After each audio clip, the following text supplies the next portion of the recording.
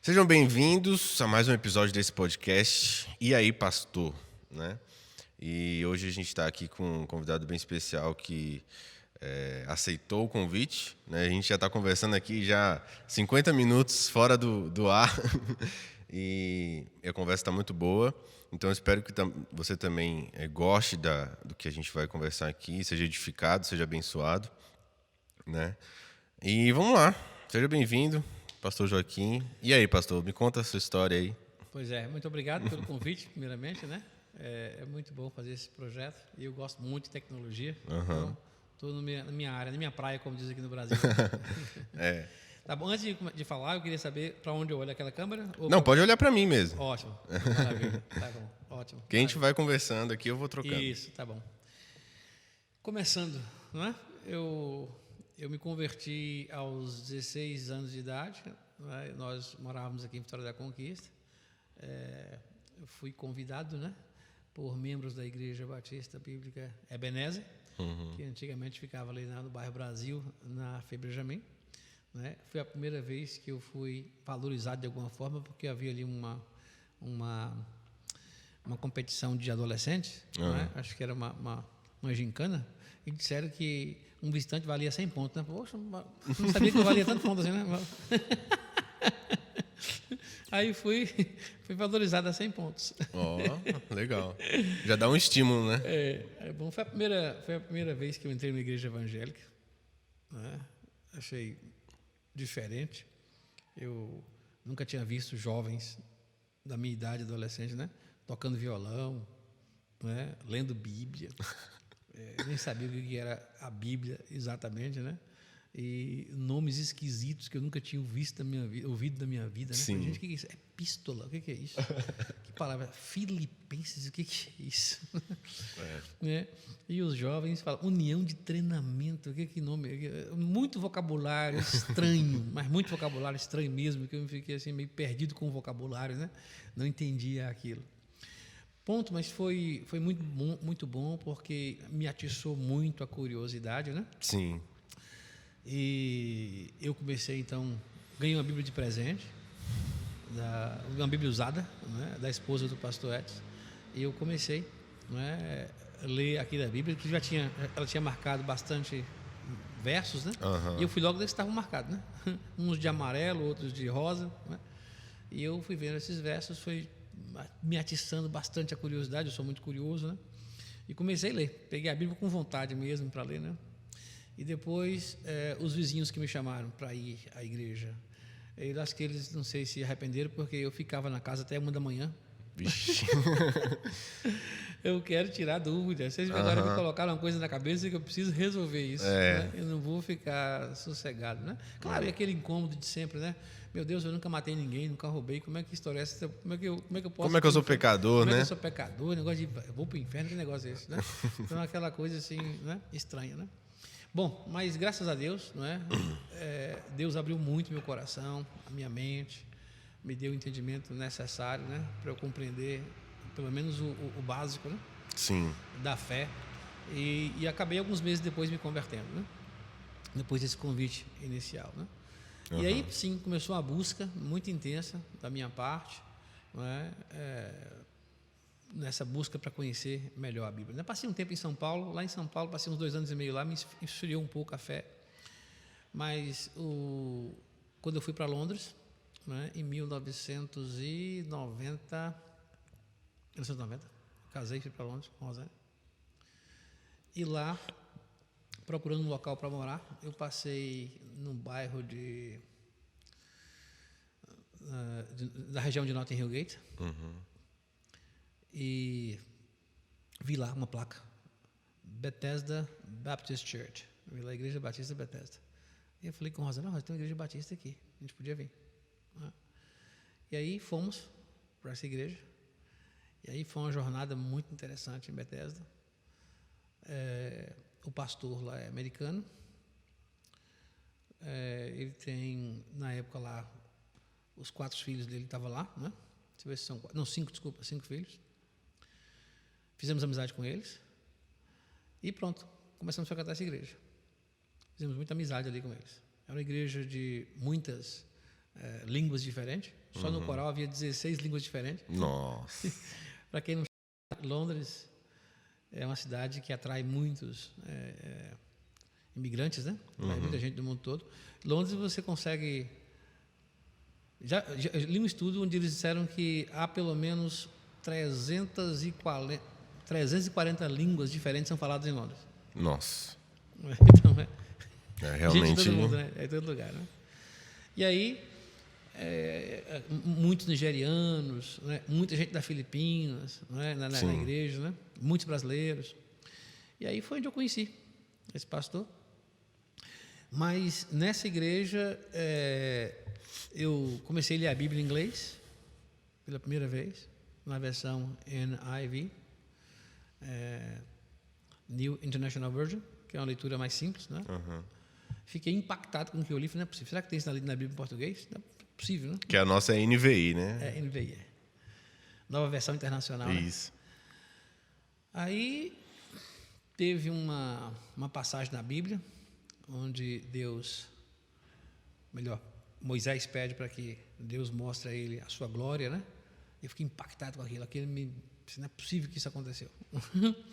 Então, aqueles versos ali, mas eu perdi o sono com aquilo, né? E aquilo me fez buscar mesmo a Deus, como está aquele verso. Aliás, eu sou muito apegado ao Novo Testamento, né? Eu gosto demais do Velho Testamento, do Antigo Testamento, né? Gosto demais. E as histórias ali são realmente muito marcantes, né? O livro de Números, então, sou fascinado, não é? O livro de Êxodo, tem muitas histórias ali que me impactaram bastante. E aí, eu falei com minha esposa assim um dia, olha, eu acho que eu vou voltar para o Brasil, porque eu redescobri o Senhor Jesus Cristo. Ele não é só meu Salvador, Ele é o Senhor da minha vida. A minha vida pertence a Ele. Eu não preciso buscar nada aqui em Londres. E já fazia quanto tempo que vocês estavam lá? Já tinha 1 ano e 2 meses. Aí eu falei com a Rosana assim, eu vou embora para o Brasil. Ela falou, inclusive eu, naquela época, trabalhava e ganhava bem lá. Naquela época, ganhava quase 500 libras por semana. Acho que até hoje é difícil conseguir um salário desse. Mas eu falei assim, eu não quero mais salário, eu não quero dinheiro, eu não quero nada. Eu quero ir embora para o Brasil, eu quero falar para o pastor Edson, que era o pastor da igreja Benézia naquela época, né? Da transformação que essa passagem bíblica fez comigo. Agora, finalmente, eu entendi quem é o Senhor Jesus Cristo e qual é o propósito que Ele tem comigo aqui na Terra. Né? É servi-lo, é fazer a vontade dEle. Né? Então, eu não quero mais saber de dinheiro, não quero nada. Eu também fui para a Inglaterra não só para isso, eu fui também para melhorar o inglês. Né? Minha esposa também. Né? Foi para melhorar o inglês. Mas eu sabia bastante inglês, na realidade, quando eu fui para lá. Né? Mas melhorei muito, claro, consideravelmente. Né? E aí minha esposa ficou assustada porque ela pensou que ia demorar assim, alguns meses. Não, acho que não foi 2 semanas depois que eu falei. Eu achei a passagem, falei, estou indo embora agora. Nossa. O pessoal com quem eu morava ficou assim, um pouco assustado, porque eu estava bem empregado, ganhava bem, era líder de vários brasileiros no trabalho. Está abandonando tudo. Eles ficaram assim, foi muito difícil. Eu falei, olha, desculpa, mas o impacto que esses versos fizeram na minha Bíblia, na minha vida, muito grande. Né? E eu tenho que contar isso para alguém. Sim. Né? Aí voltei para o Brasil e comecei a trabalhar, né? Na igreja Benézia, né? Ajudando lá o pastor, né? Nas várias congregações que tinha na época. Né? E aí, no sentido na vida financeira, eu falei assim, bom, eu sei falar inglês, eu vou tentar colocar uma escola de inglês. Sim. Aí eu fui atrás de uma franquia, chamava na época Skill, né, a franquia. Eu fui atrás, juntei um dinheirinho que eu tinha conseguido na Inglaterra, pedi emprestado mais alguns amigos, né? Meu irmão ajudou também. E aí a gente colocou a Skill. E passou um tempo, uma história da Skill é muito comprida para contar aqui, eu ia demorar muitos podcasts, né? Mas resumindo, em determinada época, o pastor lá de Londres ligou para mim,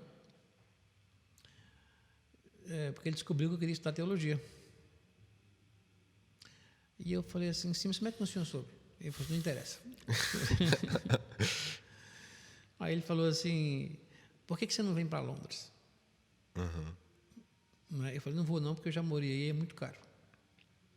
Eu quero fazer teologia, mas se eu for para o exterior, eu quero fazer nos Estados Unidos. É mais barato. Ele é americano, né? Ele falou assim, não, mas se você vier para a Inglaterra, a gente te ajuda, obviamente. Eu falei, bom, mas já é outra coisa, é outra história. É outro cenário já. É outro cenário, né? E eu tentei, inclusive, fazer sociedade, né, com a escola, para ver se eu podia viajar, mas não deu muito certo. Aí eu falei com minha esposa, olha,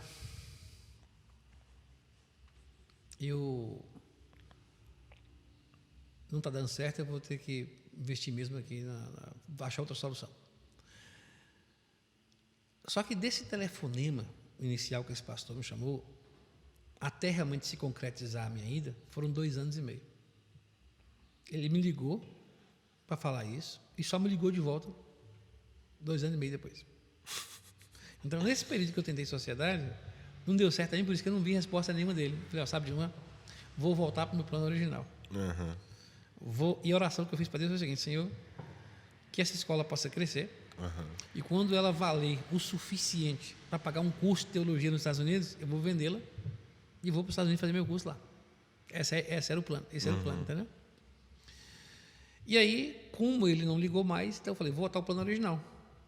Não é? Então eu fui, inclusive a escola tinha passado por uma crise severa, em dezembro de 95, eu não tinha dinheiro para pagar a secretária. Tive que ficar na casa do meu sogro.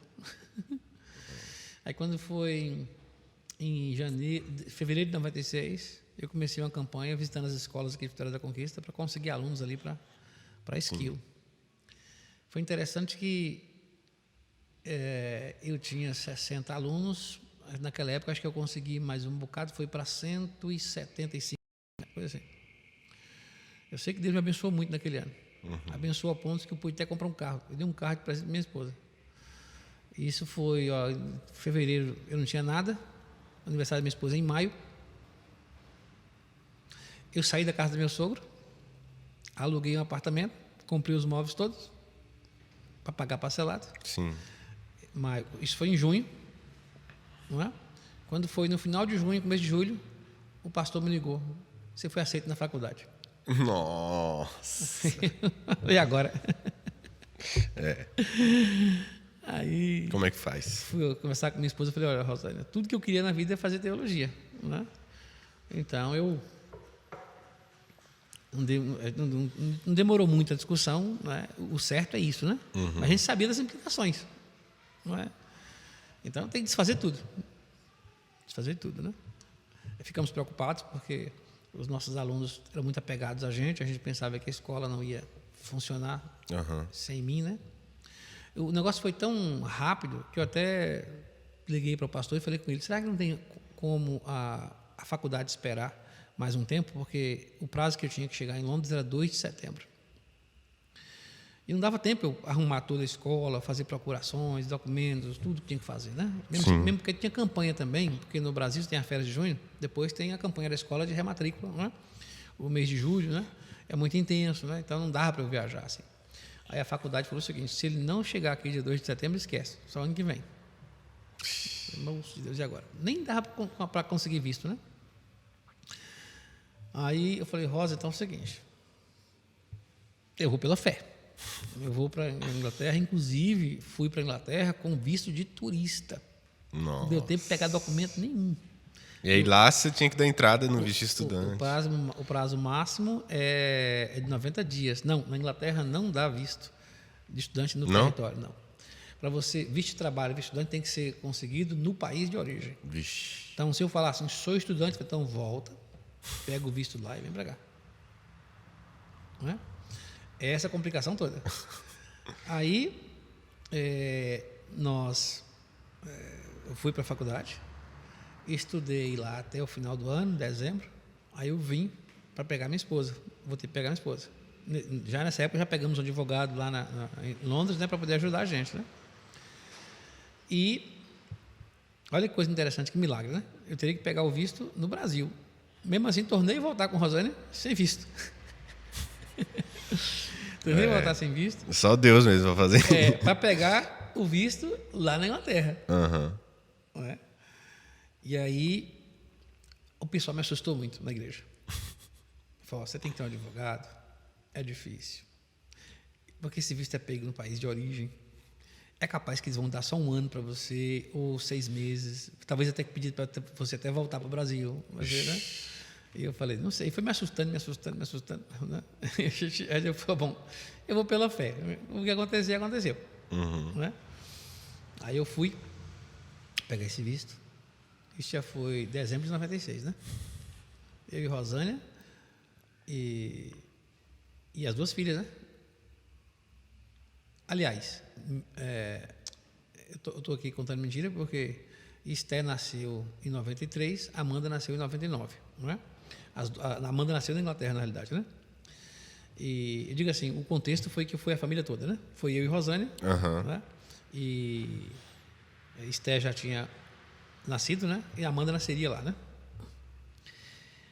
Aí fui pegar esse visto, entramos lá no home office, entramos lá, dei os documentos para oficial, matrícula da escola e tudo mais, né? E ela foi lá, demorou. Eu fiquei preocupado, falei, agora galera, vou ser deportado. Aí ela voltou, me chamou, vem cá. Quando você entrou aqui, você disse para o oficial de imigração que você ia estudar e que ia ficar aqui 3 anos? Eu falei assim, não. Eu entrei como turista, não é? Ela falou, pois é, isso é um problema. Eu falei, tá bom, isso é um problema. Eu não podia ter feito isso. Eu falei, pois é.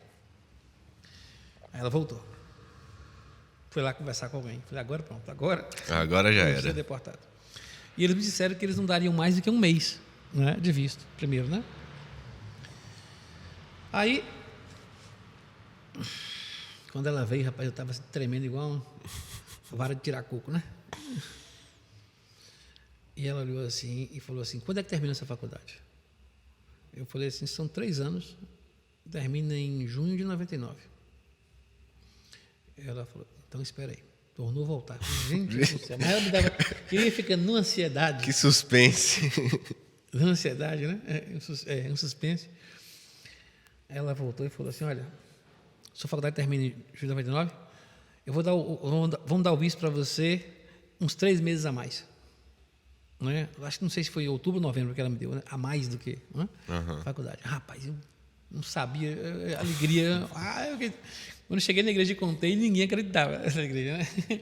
Você conseguiu os 3 anos de uma vez, pô, e mais ainda me deu uma extensãozinha, né? Né? Então foi uma alegria imensa, né? Esse visto. E também um sinal de que Deus estava no negócio, né? Controle. Foi muito bom, muito bom. Aí eu falei para o pastor, olha, eu não tenho como contribuir com vocês, eu comprei um carro para minha esposa, agora vendeu o carro e está aqui o dinheiro. Dei o carro para ele, o dinheiro do carro, né? Na época foi mais ou menos $7 mil. Foi o dinheiro que eu tenho esse. E dei para ele. Ele falou, isso aqui não dá para você viver nem 1 mês aqui. Que seja, mas é o dinheiro que eu tenho. Porque a Inglaterra é muito cara, né? A Inglaterra é caríssima, né? Você vê aluguel de uma casa de 2 quartos, é o quê? O mais barato que você vai achar é 1.400 libras. Naquela época, achava por 800, 900 libras, né? Uma libra é R$7. Então, não é brincadeira, né? Fora os outros gastos, né, que tinha. Aí, tinha uma senhora que tinha uma casa lá num bairro chamado Hanwell, e a casa é pequenininha, de 1 quarto só. E ela mudou para os Estados Unidos e deixou a casa à disposição da igreja. E a igreja pagava só a prestação. Então, em vez de pagar um aluguel, ficava só aquela prestação mensal que não chegava a 300, 400 libras, eu acho. E a casa era da igreja, então, né? Não, a casa era dessa senhora, que ela deixou a casa assim aos cuidados da igreja, mas não deu para a igreja, não. Deixou aos cuidados da igreja. Mas assim, ó, eu não vou alugar, mas se a igreja quiser pagar as parcelas para mim do financiamento, vocês podem usar. Então a gente usava e pagava o financiamento para ela. Entendeu? Uma forma de a gente, né, fazer essa cooperação. Então, eu fiquei nessa casa aí. Né? E aí, entrei na faculdade. Né? Faculdade... Entrou em que ano? Isso foi em setembro de 96. Né? A faculdade chamava na época, chamava London Bible College, LBC, né, em Londres. Hoje chama London School of Theology. London School of Theology. Escola de Teologia de Londres. Mas o certificado que eu tenho é da Universidade de Brunel, porque essa faculdade de teologia, inclusive, é uma faculdade que tem a maior biblioteca da Europa. São 50 mil, na época era 50 mil volumes. Nossa. Uma faculdade muito grande, muitos alunos, né? Oferecia um monte de cursos diferentes, não só cursos presenciais, mas também à distância, né? Uma estrutura muito bem feita da faculdade, né? E logo próximo dela tinha a Universidade de Brunel, então meu certificado veio da Universidade de Brunel, né? E muito interessante a faculdade, o rigor acadêmico, né? É interessante demais. Você tinha que prestar atenção em tudo, a maneira como você faz as citações, a maneira como você coloca lá os livros que foram citados, né? Tem várias maneiras de você fazer. Um rigor você faz de um jeito, você tem que ser consistente, né, com aquilo tudo, né? E foi muito bom. Alguém pergunta assim, o que você aprendeu na faculdade? Rapaz, eu não aprendi nada de Bíblia. Eu aprendi como estudar a Bíblia. Eles não dão um peixe para você, eles te ensinam a pescar, mas ensinam assim, todas as técnicas que você imaginar. Aí você vai ter que ir lá e pescar. Isso. Então foi assim, o maior presente que Deus me deu. Né? Por exemplo, essa maneira de pensar criticamente, o que a gente chama de critical thinking, é o pensamento crítico. Né? Você duvidar de tudo, entendeu? Você questionar as coisas. Questionar tudo, entendeu? Por quê? Inclusive, uma pessoa que foi aluna minha aqui em Vitória da Conquista, fez curso de inglês, e depois eu pedindo ela para fazer coisas para mim como secretária, né? Inclusive coisas de teologia, ela falou, Joaquim, você está querendo me converter, é isso? Esse é o propósito, né? E ela acabou realmente se convertendo. Ela foi a Londres, eu ajudei ela a ir para Londres. Eu queria que ela fizesse uma experiência lá em Londres e voltasse para trabalhar comigo, mas ela resolveu ficar em Londres. Eu falei, tudo bem, fica aí. E depois resolveu ir nos meus passos, né? Ela também fez teologia, na mesma faculdade que eu fiz. Que bom. E um dia ela chegou em casa desesperada, chorando, porque o professor, a palavra professor em inglês, professor, é um título, okay? É um título. E é o título mais alto que existe. Quando você sabe tudo daquele assunto, se é autoridade máxima, o título que se dá em inglês é professor. E só tinha um na minha faculdade que tinha esse título, né? E por acaso foi professor dessa amiga nossa, né? E ele chegou na sala de aula e falou bem assim, como é que vocês sabem que foi Moisés que escreveu o Pentateuco? E se não foi? E se isso foi escrito, sei lá, pelos masoréticos, ou na época do Segundo Templo, ou se foi algum judeu esperto que escreveu isso, sei lá, né? Inventou tudo isso. Como é que é? E na faculdade, eles não ajudam os alunos a resolver problema, porque o objetivo da faculdade justamente é criar os desafios para que os alunos achem as soluções. Desenvolvam o conhecimento por si só, né? Porque, imagina que eu falo bem assim, Moisés escreveu o Pentateuco. Aí eu perguntava assim, mas como é que você sabe disso? Porque meu pastor falou. Que autoridade esse pastor tem para falar isso? É baseado em quê? Então, eles não querem que você, obviamente, fique citando porque alguém falou. Né? Tem que ter, mesmo se alguém falou, tem que ter lógica, tem que ter, né? Tem que haver plausibilidade nos seus argumentos, né? Tem que haver sustentação de provas, né? Então o professor, ele lançou esse desafio, né? Vocês estavam lá, não? Como é que faz, então, para a gente pesquisar um negócio desse? Né? E ele não dá resposta, não. Então, o desafio é você achar a maneira de... Então, nas outras aulas é que você vai... Cada um vai lhe dar a base para isso. Então, tem a aula de linguística, que vai lhe ensinar, não é? Qual o papel da linguística na investigação científica. Não é? Depois tem as aulas de hermenêutica, não é? Que você vai aprender como é que faz a interpretação. Não é? Tem a história tem uma matéria que é a história da igreja. Não é? Então, essas matérias todas vão contribuir para que você, não é, chegue a uma conclusão. Então, cada matéria dessa vai lhe dar E como eu disse, nenhuma dessas matérias é uma coisa assim, você vai estudar, por exemplo, vou falar sobre Calvin. Então, você vai ler Calvin, eu vou te explicar quem é Calvin e você vai me responder. Não é assim que funciona. A pergunta é assim, o professor vai dizer o seguinte, Joaquim, você conhece Calvin? Conheço. Tem alguma coisa de Calvin que você discorda?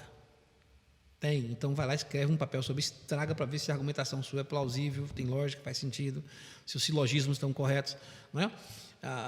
Todas as avaliações, comparações, todo o estudo, né? Se fizer sentido, maravilha, bate palma. Não é? Agora, se você não discorda nada, não perca seu tempo. Não perde tempo na faculdade, que a faculdade, segundo eu fui instruído lá em Londres, é para a gente fazer descobertas. É para crescer, é para somar, é para, não é? No que já existe. Mas aprender o que já existe só por aprender e repetir numa prova não faz sentido nenhum. Você está perdendo nosso tempo. Né? Então, eles fazem sempre perguntas muito difíceis. Né? Inclusive, muitos alunos, alguns desistiram do curso, porque dizem que não tinha essa capacidade de fazer. Como é que eu vou argumentar com John Piper? Como é que eu vou argumentar com John MacArthur? Como é que eu vou argumentar com... E citava lá vários teólogos, né? James Dunn, de lá, né? Mas esse é o papel nosso. Então está no lugar errado. Tem que aprender, né? Então, é muito difícil. Assim, o desafio é imenso, né? Mas é bom. Eu gosto de coisa difícil, na realidade. Né? Quanto mais difícil, mais eu gosto. Mas só muita oração mesmo. Muita oração, muita perseverança, muita insistência, não é? Desejo mesmo de conseguir aquilo, né? E agora o prazer é muito grande. Você fazer descoberta da Bíblia, meu Deus do céu, é uma coisa assim impressionante. A cada descoberta que eu fazia, inclusive minha esposa gostava muito quando eu fazia as pregações na igreja, e ela falava assim: faz aquelas mensagens das coisas que você descobre na faculdade, aquilo é tão bom. Né? Você traz uma coisa nova. É porque é uma coisa nova e a gente não nova, escuta, né? Na igreja, né? Aí ela ficava assim ansiosa para ver o que eu ia falar, né? Inclusive o pastor me permitiu fazer um trabalho também em língua portuguesa. Engraçado que a igreja na Europa está caindo muito, né? Tanto é que essa igreja, quando eu entrei nela, ela tinha 66 membros. Caiu para 23. Nossa. Mas o trabalho em língua portuguesa, eu comecei com 4, deixei 85. E 1.600 evangelizados, né? Então, foi muito bom. Mas voltando ao assunto da faculdade, então, a faculdade me ensinou a pescar, mas nunca me deu um peixe, nunca, em nenhum momento. É até proibido, inclusive. Uma vez eu cheguei a perguntar a um professor, sobre a questão do batismo, né, imersão ou aspersão. Ele falou: Joaquim, a gente não pode emitir opinião. Se a faculdade souber que eu emiti qualquer opinião, eu sou demitido sumariamente, na hora. Nossa. O professor não pode, de jeito nenhum, como é que se diz, induzir o aluno a pensar em determinado uma linha de raciocínio, ou defender uma coisa, porque você induz o aluno, ele já fica... o professor, ele é muito bom professor, ele já falou que defende isso, então pronto, você matou o raciocínio do aluno, ele poderia contribuir com uma coisa interessante, não vai mais contribuir porque o professor já falou que é assim. Então, eles falam: é proibido, se qualquer professor falar isso aqui... Então, eles tinham o maior cuidado para dar as aulas, porque eles não podiam, na própria sala de aula, eles não podiam emitir opinião nenhuma. Eles tinham que ter um cuidado tremendo. Então, as perguntas eram respondidas com muito cuidado. Entendeu? As aulas eram dadas com um critério imenso, assim, mesmo que eles tivessem um desejo forte de falar assim: sou calvinista, sou arminiano, não podia, entendeu? Eles tinham que falar assim, tem que sempre se concentrar na linha de argumentação lógica, no que é o texto que fala, é o fato que fala, não é minha opinião que vale. Não é? Então, isso é difícil de você... É uma mudança grande, porque aqui no Brasil a gente vai na igreja, o pastor falou, acabou, você não questiona mais. Até mesmo na faculdade. Ou na faculdade. Até mesmo na faculdade. Na faculdade, então o professor falou, você crê no professor e acabou. Falou, tá falado, né? Falou, tá falado, né? Mas no caso, que falou, tá falido. É o contrário, né? Falou, tá falido. Esse professor que desafiou os alunos em relação a Moisés, como autor do Pentateuco, é o que todo crente precisa ter. Entendeu? O crente precisa ter os alicerces da sua fé. Porque a gente usa a mesma argumentação com os ateus. Sim. Okay? Imagina que o cara fala bem assim: eu sou ateu. Então, define o que é um ateu. Ele fala: não, Deus não existe. Eu falo: peraí, você está dizendo para mim que você tem conhecimento infinito para dizer que um ser de conhecimento infinito, que é Deus, não existe. Das duas, uma, ou você é Deus ou você é doido. Então, o que acontece? A gente precisa de alicerces, de fundamentação, ok? Para afirmar alguma coisa. Não é isso? Então, a faculdade põe você nesse caminho. Você vê uma coisa bem simples, Gabriel. Se você perguntar a qualquer irmão aqui na igreja e falar assim: gente, vocês creem que Deus é eterno? Eles vão dizer assim: cremos. Sim. Me dá um verso bíblico que fala que Deus é eterno. Eu vou dizer: não sei. Então, como é que você pode afirmar uma coisa que você não sabe? Onde foi que você tirou essa conclusão de que Deus é eterno? Você tem noção de tempo? O que é eternidade? O que é o pensamento? O que é tempo no pensamento grego, no pensamento hebraico, e o que é tempo para a ciência, como teoria da relatividade, né? Sim. Então, como é que você afirma uma coisa e você mesmo não tem uma base para apoiar aquilo que você está dizendo? Então, a faculdade foi bom para isso, entendeu? Porque a gente, para afirmar, tem que ter uma certa segurança. Aham. Não é? Tem que ter um argumento de lógica, não é? De plausibilidade. Então, por exemplo, quando Jesus diz assim, eu sou o caminho, a verdade e a vida, eu sou a ressurreição e a vida, humanamente falando, isso é absurdo. Uma pessoa não pode abrir a boca e falar uma coisa dessa. A pessoa tem que ser completamente... É uma loucura, né?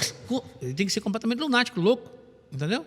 Agora, o que Jesus falou tem plausibilidade. Ele está dizendo o seguinte, eu estou falando e estou dizendo, me prove o contrário. Porque se eu disser para você, pastor, fala aí quem é você. Você no começo do podcast, né? Sim. Meu nome é Joaquim Teixeira, sou casado com Rosânia, tenho 2 filhas, né? Esté e Amanda, né? Tenho 2 netas, né? Uma de Esté e outra de Amanda, inclusive a mais nova, a Hannah, faz aniversário agora dia 11 de agosto, né? Estamos celebrando hoje. Aí, o que eu falei pode ser checado? Pode, mas pode. Alguém pode ligar e perguntar, eu quero saber quem é esse pastor. Eu vou realmente investigar para ver se ele está contando mentira aqui, está inventando história, né? Ou se ele realmente é quem ele diz ser, se ele realmente estudou. Eu não vou lá ligar para a faculdade de Londres, ver se ele realmente estudou lá, né? Ver se esse certificado é verdadeiro. Né? Então você pode ir checando, não, de fato, né?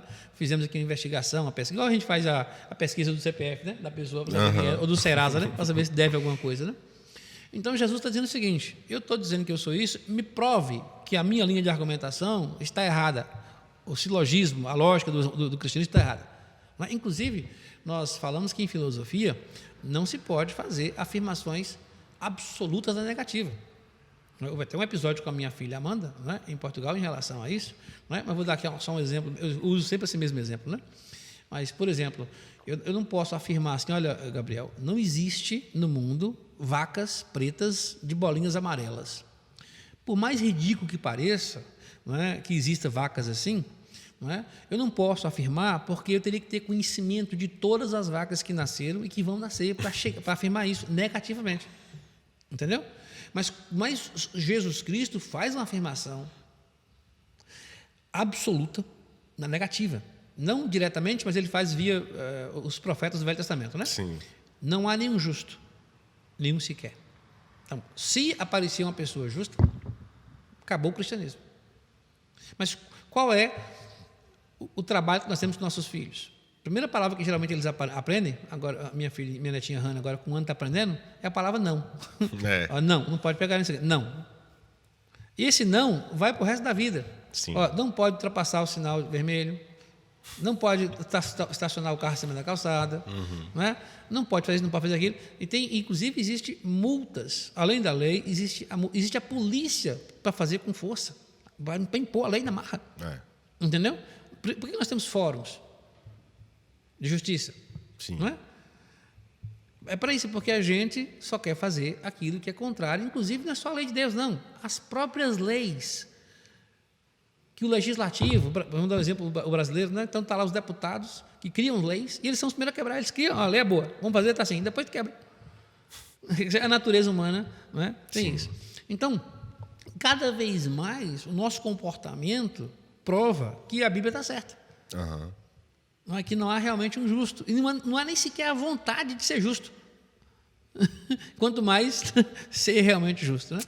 Então, são coisas que a gente vê na Bíblia, e coisas que a gente aprende na faculdade, que é lógica, silogismo, não é? E são ferramentas muito boas para a gente poder evangelizar, não é? Para poder mostrar que há uma harmonia no cristianismo. Né?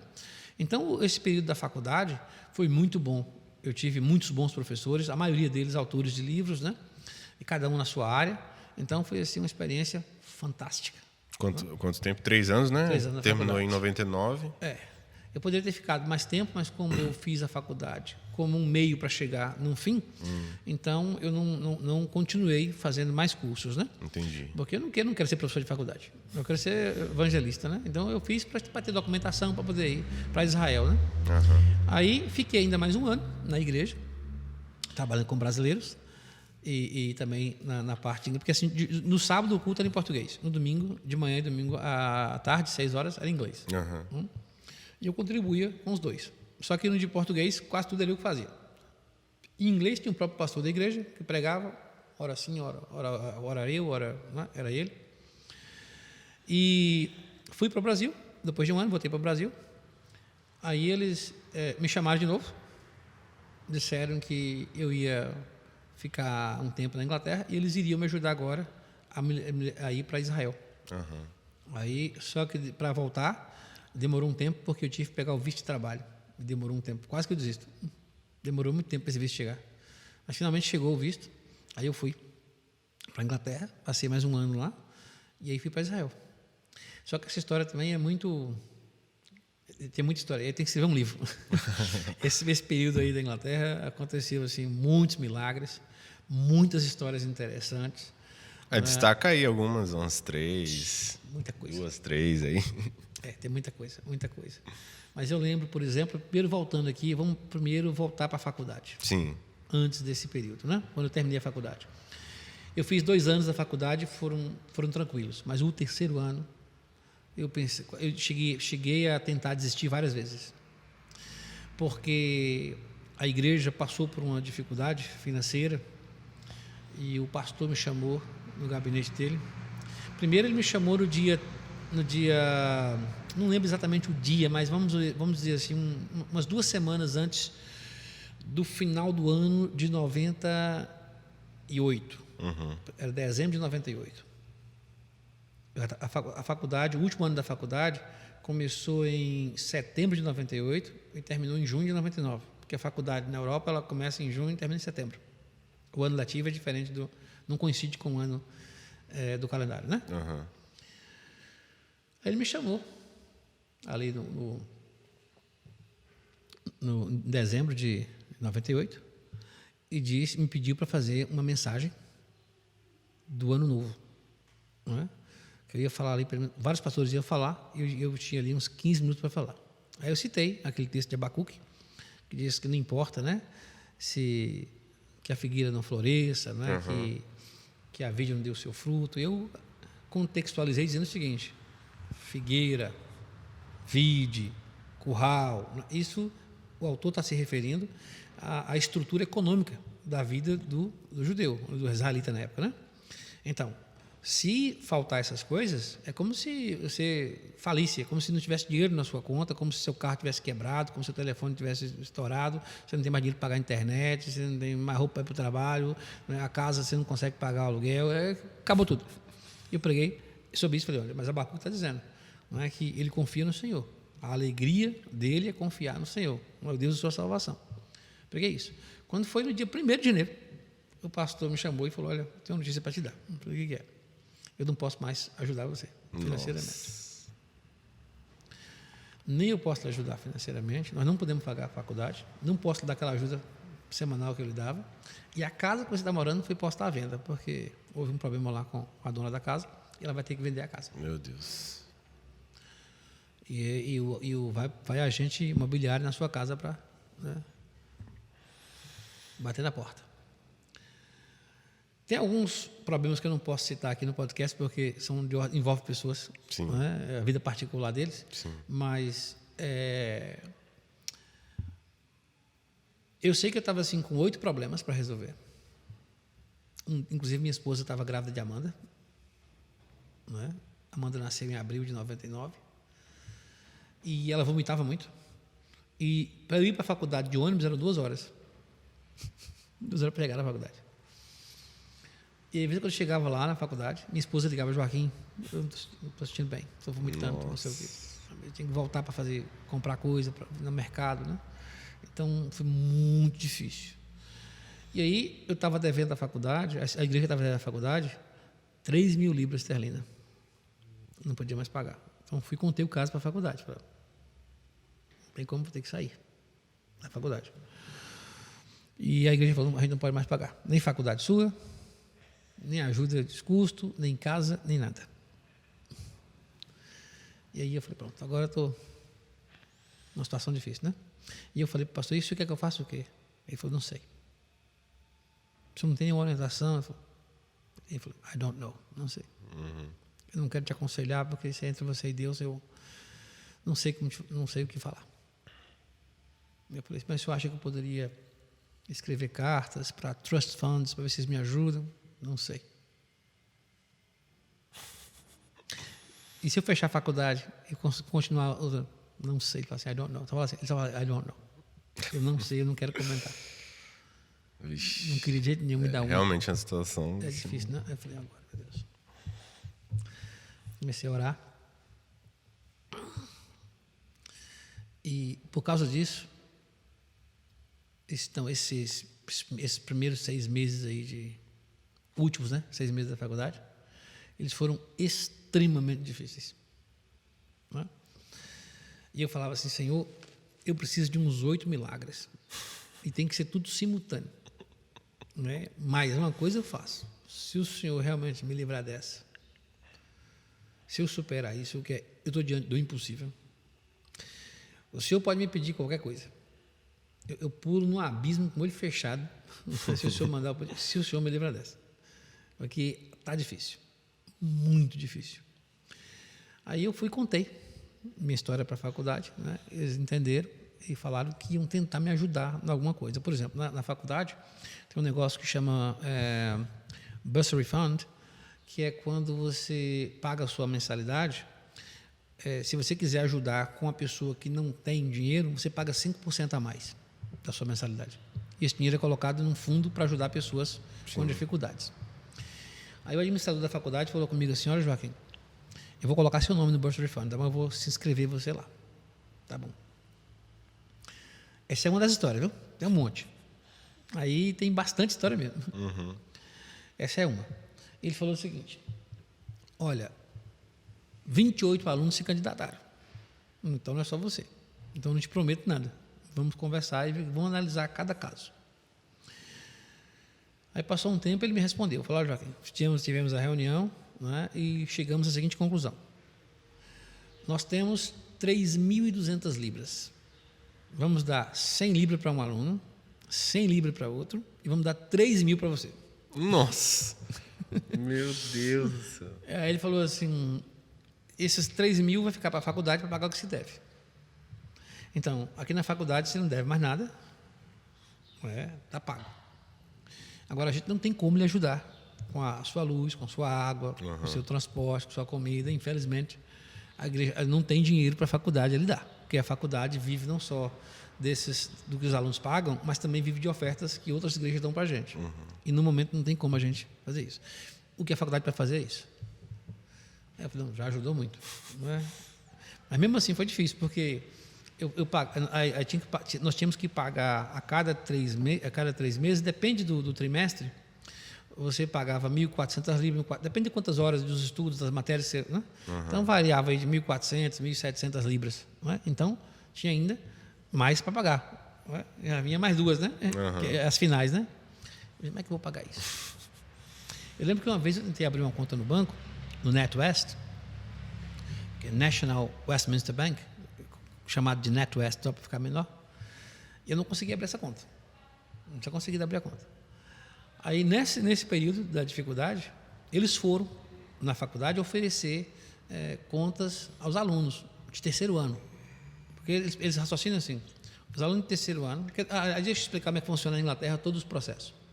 Quando você vai fazer faculdade na Inglaterra, por exemplo, a minha filha, se fosse fazer faculdade agora na Inglaterra, ela está cogitando fazer, porque ela começou em Portugal, e agora quer ver se continua na Inglaterra.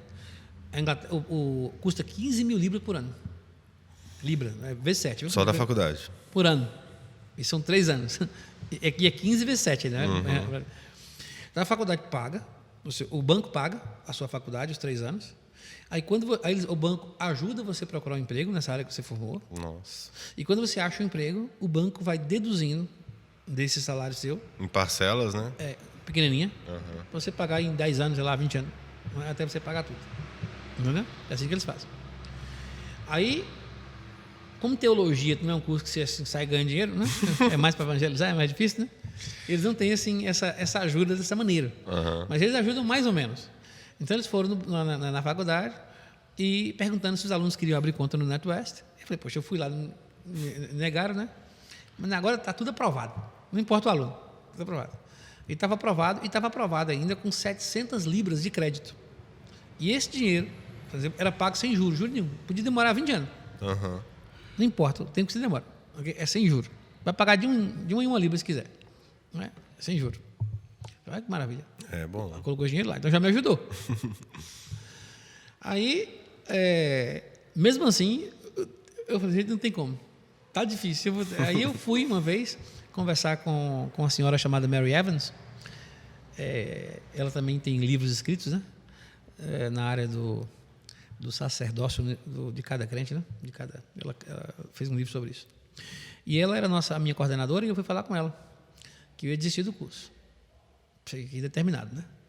Aí fui procurá-la. Ela não está aqui não, está em tal lugar. Está no refeitório, está em tal lugar. Ela não está aqui não, está lá no Student Center, no centro dos alunos. Eu fui lá, não a encontrei, mas lá, nesse centro dos alunos, tem uma caixinha de correio, onde a gente pega o nosso correio. Eu vou tentar checar meu correio aqui, vai ver se tem alguma coisa para mim. Aí tinha um envelope lá, meu nome, né? E aí foi Trust Funds, eu escrevi 60 cartas para 60 Trust Funds, para ver se eles me ajudavam. E um deles respondeu, né? Um me respondeu com 1.200 libras. Eu tomei até um susto. Uau! É um bocado de dinheiro, né? Mas não faz nem costas no que eu vou gastar daqui. É muito dinheiro, mas mesmo assim, o custo de morar em Londres é muito caro. E eu falei, gente, agora eu fiquei com a dúvida. Eu falei, meu Deus, e agora? Isso aqui é um sinal de Deus para eu continuar? Eu fiquei naquela dúvida. Eu falei, não sei agora. Agora. Eu fiquei pensando, eu vim para casa, falei com minha esposa, né? Falei, Rosário, não sei o que eu faço. Fico ou não fico, como é que eu faço? E aí, fui para a faculdade. Cheguei na faculdade, um aluno, um senhor já de uns 60 anos. Eu quero falar com você. Eu estou sabendo de suas lutas. Eu falei, como é que você sabe? Eu não falei para ninguém. Um colega que eu falei é um colega do Paquistão chamado Garth Nathaniel. Ele mora hoje na Inglaterra. Ele era nunca assim, amigo, mesmo carne com unha comigo, e eu contava tudo para ele. Acho que ele deve ter falado para alguém, né? E esse rapaz falou assim, não, eu vou te ajudar com alguma coisa. Eu estou saindo do curso, eu não vou continuar porque eu acho muito difícil. E ele é inglês. Sim. Então, problema com a língua ele não tinha, né? Mas ele falou assim, é muito complicado isso, é muito difícil, eu vou desistir, né? Mas eu vou lhe ajudar. E eu pensei que ele ia me dar assim, umas 30, 40 libras, 50 libras. Ele fez um cheque de 933 libras. Meu Deus. Eu falei, uau! Aí foi, eu falei, meu Deus do céu. E eu fui vendo a mão de Deus, né? E esse da finança era só um milagre. Só que esse é um milagre que era para resolver. Deus resolveu várias partes dele. Sim. Então, um milagre que ele virou, só essa parte da finança, foi uns 8, 10 milagres, né? Toda hora acontecia uma coisa, né? E em relação à casa que eu morava, como a senhora colocou a casa à venda, o agente imobiliário batia na porta, né? Você vai sair que dia? Rapaz, e Rosana é grávida. E eu sem dinheiro para nada. E aí, eu falei, sabe, eu vou ligar para essa senhora. Aí consegui lá o endereço dela, o telefone dela, liguei para ela nos Estados Unidos. E conversando com ela, ela perguntou o seguinte, ela falou assim, eu preciso muito vender a casa. Mas quando é que termina essa faculdade? Eu falei, termina em junho. Ela falou, então faz o seguinte, olha, eu vou ligar para os agentes imobiliários e dizer para ele não te incomodar até junho. Para ficar despreocupado, então, que eles não vão mais aí te incomodar, tá bom? Eu preciso vender, mas eu aguento até julho, ela falou. Ai, aleluia, graças a Deus. Né? E a gente vê também que a questão da conversa, você abrir para as pessoas, né? Ser sincero, honesto com o que está acontecendo, ajuda muito. Eu tive muita ajuda. Inclusive, olha, isso é só na questão financeira que estou contando.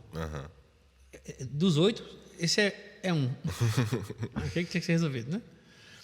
Uma vez, por exemplo, eu fazia o culto no sábado e tinha que estar domingo na igreja. Sim. E aí, eu fiz o culto no sábado e sempre alegre. E outra coisa, ninguém dos brasileiros sabia da minha dificuldade. Não falava para ninguém. E eu ia com toda a alegria do mundo fazer o culto. Aquela alegria, aquele ânimo, aquela empolgação, entendeu? E aí, terminou o culto, fui para casa. Aí eu fui descendo as escadas de Notting Hill Gate, lá do metrô, né? Descendo as escadas. E aí eu parei, eu estava com a Amanda assim no colo. Amanda não, Esther. Eu estava com a Esther assim no colo, que eu sempre carregava a Esther no colo. Porque ela não gostava de andar de carrinho, né? Aí eu parei assim na escada e falei assim, oh meu Deus, o senhor me perdoa, mas amanhã vai ser a primeira vez que eu não venho ao culto, no domingo, porque eu não tenho dinheiro para pagar o metrô, não sei como é que eu vou fazer. Não é? Então, o Senhor me perdoa. Aí, um amigo meu chamado Marcondes, que até mora aqui em Conquista hoje, não é? Eu tinha ido na casa dele ajudar ele a mexer com o computador. Ele falou, aí ele gritou, me viu na escada e falou assim: Joaquim, ei, não vai embora não, peraí. Ele veio correndo assim e falou assim: rapaz, você foi em casa mexendo no meu computador, me ajudou e eu não te dei nada, me perdoa, toma aqui 20 libras. Ele colocou no meu bolso, né? Aí eu falei: bom, sim. amanhã eu já posso ir. Sim.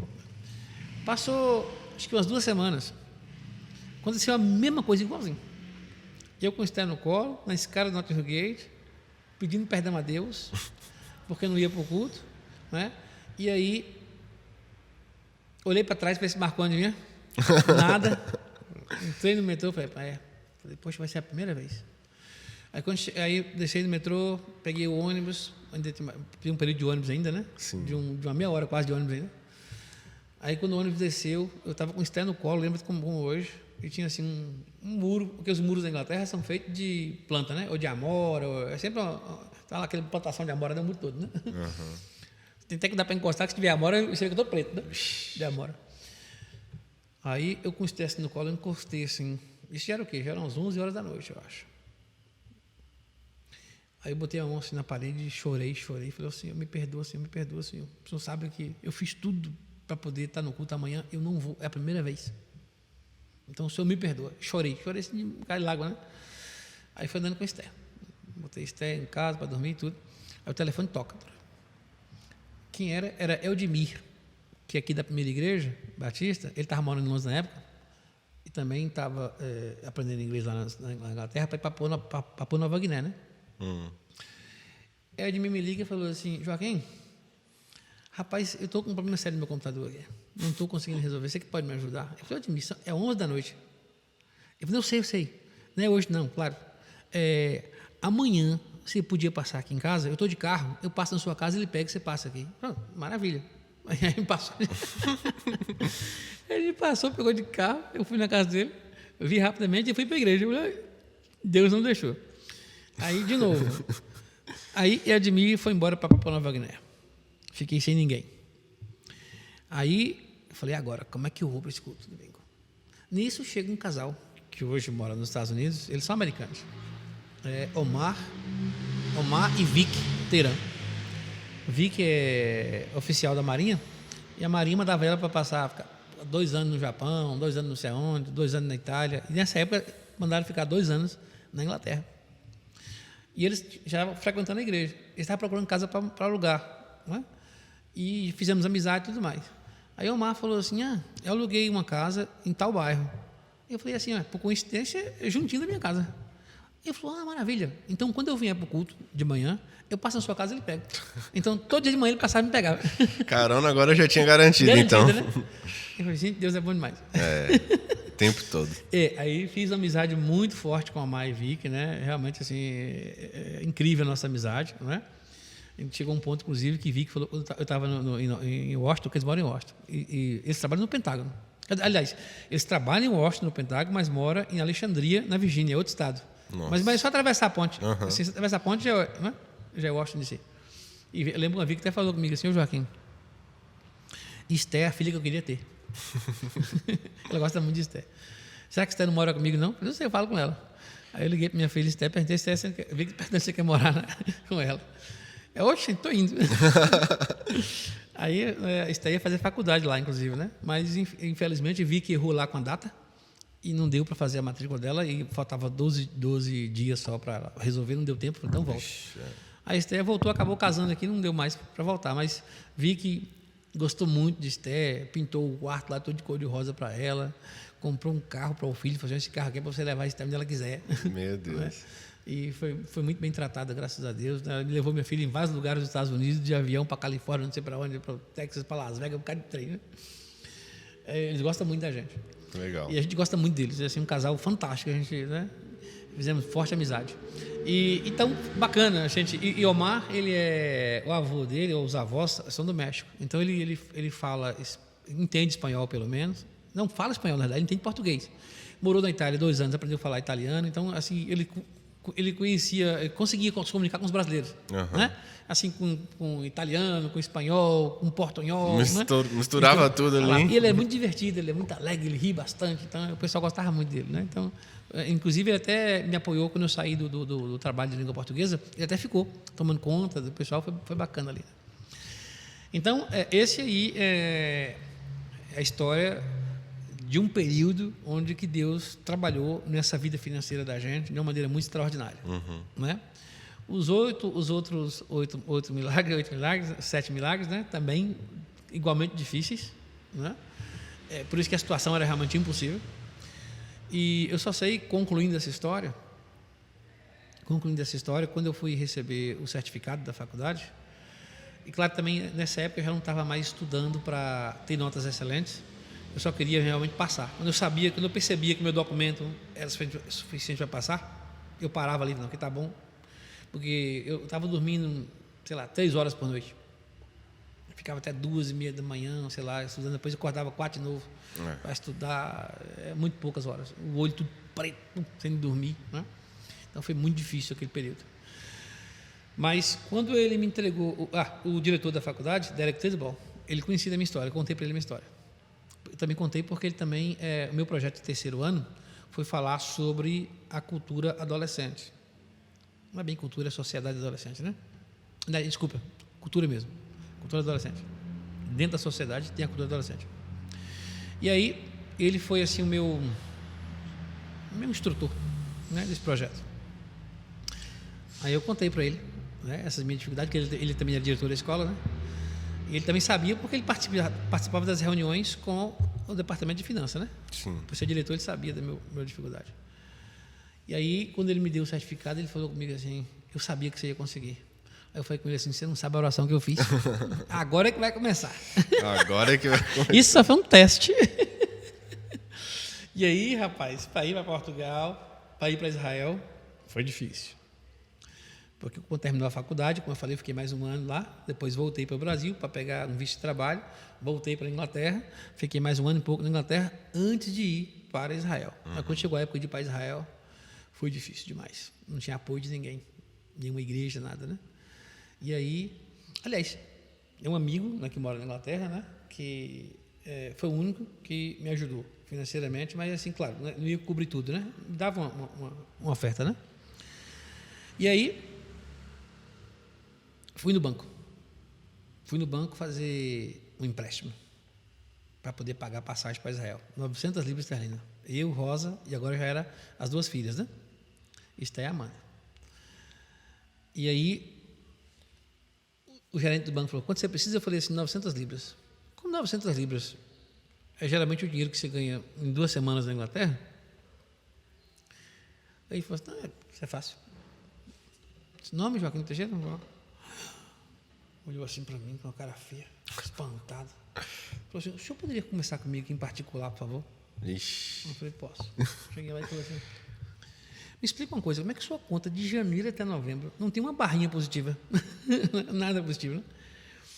Eu falei assim, é porque eu sou pastor batista, a igreja paga meu aluguel, paga tudo, praticamente, né? Assim, eu não tem movimentação. Não tem salário, não tem movimentação. O dinheiro que eu recebo por semana é 50 libras. Né? Eu ponho na conta, mas sai na hora, né? 50 libras não é nem o passe de metrô. O passe de metrô. O passe para você andar de metrô. Acho que é 42 libras, eu acho. Mais ou menos isso, né? Que inclui tudo, né? Zona 1, 2. Aí eu falei, rapaz, como é que vai ser isso agora? Ele falou assim, olha, eu nunca neguei empréstimo para ninguém. Você vai ser a primeira pessoa. Em toda a minha vida profissional, você vai ser a primeira. Ele falou, só tem um problema. Eu quero que você entenda que não sou eu que estou negando, é o banco. O banco não vai aprovar. Aí eu falei assim, eu sei, fica tranquilo. Mas ele estava nervoso, ele tremia. Porque ele não queria que aquilo acontecesse. Ele estava me falando, mas ele não queria falar, ele falava com dificuldade. Não é? Era algo que estava acima dele, né? Ele falou assim, rapaz, assim, esse meu coração está... Não é eu, é o banco que não vai aceitar. Aí eu vou mandar agora um fax para o banco, você vai ver que o National Westminster Bank pertence ao Royal Bank of Scotland. Aí vou mandar aqui um fax para a Royal Bank of Scotland, que é o dono do NatWest, e você vai ver que eles não vão aceitar. Não é eu. Tá? Eu falei, não precisa não, fica tranquilo. Eu vou para casa, está resolvido. Não, pelo amor de Deus, você vai ficar aqui, eu quero provar para você que não é eu.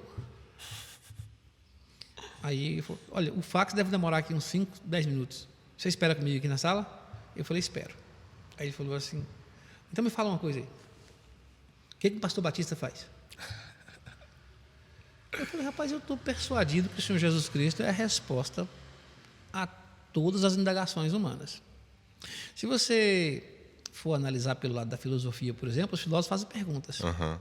E as perguntas que os filósofos fazem, eu falei com ele, né, caem em 5 categorias. São perguntas de origem, de onde eu vim, perguntas de destino, para onde eu vou, perguntas de cunho moral, como é que eu sei o que é certo e o que é errado, perguntas de condição, por que o mundo sofre tanto, por que há tanta oposição no mundo. Eu falei com ele assim, até a primeira historinha que você conta para os filhos, quando aprende a ler, é dos 3 porquinhos. Os porquinhos querem sair numa aventura, mas tem oposição, tem o lobão, o lobo mau que quer comê-los, né? Então, é sempre essa condição de dificuldade de luta. E a quinta coisa é a questão de propósito. Aí eu falei com ele, por exemplo, aqui na sua mesa temos grampeadores, temos copos, temos mesa, e tudo aqui tem um propósito, microfone, né? Então, tudo foi feito com um propósito. Então, a pergunta é, como é que o cristianismo responde essas perguntas? Falei com ele, as filosofias do mundo se atrevem a responder uma pergunta, mas uma de cada vez. Por exemplo, o hinduísmo responde à questão de sofrimento, dizendo que você sofre porque você fez coisas erradas na vida anterior e agora está pagando. Sim, mas se tem um monte de gente pagando, devia ter pegando um bocado que já pagou o débito, né? E não precisa sofrer, né? Mas todo mundo sofre, não tem para onde correr, todo mundo tem oposição, então fica meio sem sentido. Não é? Muito embora eles tentam achar uma harmonia nisso aí. Mas quando, mesmo o hinduísmo, respondendo de uma maneira até aceitável para eles, né? Da condição do sofrimento, e as outras? Tem mais 5 aí para responder ainda. Não é? E eu falei assim, o cristianismo é a única filosofia que responde a 5 perguntas de maneira harmoniosa. Uma não invalida a outra. Não é? Elas são perfeitas. Aí ele falou assim, mas, e você já leu sobre a evolução? Eu falei, já. Inclusive, nesse ano anterior à escola, o professor, ele oferecia várias maneiras de resolver um assunto. Ele falava, olha, vocês podem ou estudar um tema e responder as perguntas, ou pode escrever um papel sobre alguma coisa, ou ainda vou dar uma chance para vocês. Tem um autor chamado Paul Davis, que ele escreve sobre ciência e religião. Se vocês quiserem ler um livro dele, que chama Deus e a Nova Física, se quiserem ler esse livro e fazer uma avaliação desse livro, a gente aceita também. Ele deu lá as regras, né, de o que tem que fazer. Né? Eu vou aceitar esse desafio aí, esse de ler o livro, né, de Paul Davis. Então, eu li o livro de Paul Davis, que é Deus e a Nova Física, mas fiquei encantado com o livro. Tanto é que, mesmo sem o professor pedir, eu ainda consegui ler outros 4 livros de Paul Davis. Eu gostei demais. Deus e a Nova Física, A Mente de Deus, O Quinto Milagre, li todos. Ele faz essa comparação de religião e ciência, mas a argumentação de Paul Davis é brilhante. Assim, eu até soube que ele se converteu um tempo atrás. Mas na época que ele escreveu, ele não era convertido, não. Mas ele gostava muito de comparar a ciência com a religião. Ele é muito bom com a argumentação. Ele fala assim, a religião tem argumentos bons que a ciência não pode desprezar. Não é? Então, ele é bacana. Mas também ele fala, mas a ciência também tem argumentos que são difíceis para o teólogo responder. Então, ele faz uma comparação bem justa, sabe? Sim. Bem justa, bem bonita. As perguntas de Paul Davis em relação à religião são válidas, são boas perguntas, né? É realmente para a gente pensar e responder. Né? Então, é um debate muito sério que ele faz e respeitoso. Então, eu gostei muito dele. E por causa de Paul Davis, eu me interessei em outras coisas. Eu me interessei, por exemplo, em saber a teoria da relatividade de Albert Einstein. Eu tinha um livro chamado The Whole Shebang, é sobre o Big Bang, de Timothy Ferris. Li ele todinho. Li O Universo na Casca de Nós, de Stephen Hawking, não é? Um resumo de várias coisas, né, do universo, né? E comecei a me interessar por ciência, física quântica, inclusive, né? Física teórica, não é? Porque eu vejo na física e na matemática a mesma beleza da Bíblia, porque o Salmo 19 fala que Deus criou essas coisas, né? E o próprio céu declara. Sim. Então, inclusive matemática é a poesia que descreve o universo, não é? E aí eu falei com ele falou, você já leu a teoria da evolução? Eu falei, já li tudo isso. Ele falou, rapaz, eu falei, eu fui dando os nomes dos autores, os nomes dos livros. Ele falou, rapaz, você me passa esses autores? Eu falei, passo, quer ver? Paul Davis. Aí fui dando o nome dos livros, né? E ele ficou encantado com aquilo, né? Aí, pum, chegou o fax. E ele falou assim, não te falei? O banco negou. Ele falou, rapaz, eu gostei muito de você. Você me parece uma pessoa muito honesta. Olha, entre eu e você, essas 4 paredes. Se eu colocar o dinheiro na sua conta, você me paga? Eu falei, pago. Aí, ele falou, então tá bom, vou colocar. Você me paga? Eu pago. Tá bom. Que você me pareceu uma pessoa muito honesta. Uhum. Aí colocou. Quer dizer, ele falou assim, o dinheiro vai cair amanhã. Viu? Porque já era, o banco tinha fechado. Ele falou assim, porque ele ficou ali conversando, aí deu 4h30. Então o banco fechou. Ele falou comigo assim, olha, você me permite lhe acompanhar até a porta? Eu falei, oxe, o banco é seu? Então, aí ele foi até a porta, abriu a porta do banco, falou, eu gostei muito de você, tá aqui meu cartão, viu? Me passa mais o nome de livros, que eu quero ler esses livros todos. Você me deixou curioso. Eu falei, tá bom, maravilha. Aí eu entrei no metrô, corri para comprar passagem. Tinha um amigo meu chamado Márcio, que trabalhava em Vitória, na estação de Vitória, e ele tinha eu trabalhava numa agência chamada Steam On Travel. Aí eu cheguei lá em Vitória, quase 6 horas. Aí eu falei, Márcio, queria te falar para tu segurar minha passagem aí para Israel, que eu consegui dinheiro. E eu tenho que ir nesse voo, porque tem um amigo pastor Anthony, que é de Israel, ele está indo para Israel, eu tenho que ir com ele, né? Nesse voo. Ele falou, ô Joaquim, infelizmente, se você não pagar hoje até 6 horas, perde a passagem. Eu falei, ô Márcio, eu acabei de sair do banco ali, o rapaz falou que amanhã o dinheiro está na minha conta. Aí ele falou, ô Joaquim, eu podia resolver esse assunto seu, mas tu é tão azarado que a minha amiga que pode resolver isso está de folga hoje. Meu Deus. Ela trabalha na Elal, na empresa Elal de Israel, né? Está de folga hoje. Eu falei assim, então, eu falei, ô Márcio, que tristeza, eu fiquei com ele assim. Ele falou assim, cadê o cartão do seu banco? Eu falei, tá comigo, deixa eu passar para ver se o dinheiro está lá. Eu falei, Márcio, impossível, acabei de sair do banco. O gerente falou que o dinheiro vai estar disponível amanhã. E o banco estava fechado, eu saí. Então é impossível. Ele falou, quem está faltando fé agora é você. Sim. Aí eu falei, então, você quer passar? Toma. Aí ele passou o cartão, passou. Tá pago a passagem. Tinha 900. Colocou hoje? Ele falou, passou. Eu falei, meu Deus do céu. Ele colocou o dinheiro no mesmo dia. Eu falei, rapaz, que coisa interessante. Agora, os milagres de Israel, eu tenho que escrever uma enciclopédia. Esse de Israel, você pode fazer podcast aqui. Ficou quanto tempo lá? Até cansar, porque aí, desde o dia que eu cheguei até o dia que eu saí, todo dia um milagre diferente. Então, eu vou cansar de contar milagre aqui. Entendeu? Coisa assim, e tem coisa que meu cabelo arrepiava, assim, não acreditava, nem eu acreditava. Depois, vendo o milagre na minha frente, eu, uai! E o cara assim, ui, não pode ser verdade. Eu tenho que me beliscar para eu dormir. É cada coisa impressionante que Deus fez em Israel com a gente, não é? Então, isso dá uma confiança imensa de ir para frente. Sim. Entendeu? De você aceitar os desafios. Depender ainda mais, né? De Deus. Entendeu? Eu lembro que eu falei com o pastor Gilvan aqui na segunda igreja, que eu queria levar uns jovens para passar 15 dias comigo em Portugal, em Israel, em Londres, desculpa, Portugal e Londres. Da Inglaterra seria só Londres. Em Portugal a gente poderia ir a Lisboa e outras cidades, né? E aí o pastor Gilvan falou assim, ô pastor Joaquim, eu já proibi falar de dinheiro aqui no púlpito. Eu falei, não vou falar de dinheiro não, pastor, eu só quero lançar o desafio. Dinheiro, não vou tocar em dinheiro. Né? Deixa o dinheiro com a gente. Aí perguntei, querem ir para Londres? Aí alguns responderam, né, que queriam. Eu falei, então vamos inventar um jeito de ganhar dinheiro. Aí eu fiz uma lista de 28 atividades que poderia conseguir dinheiro, recursos para ir para Londres. Resumindo a história, fomos. Foi um grupo de 8 pessoas.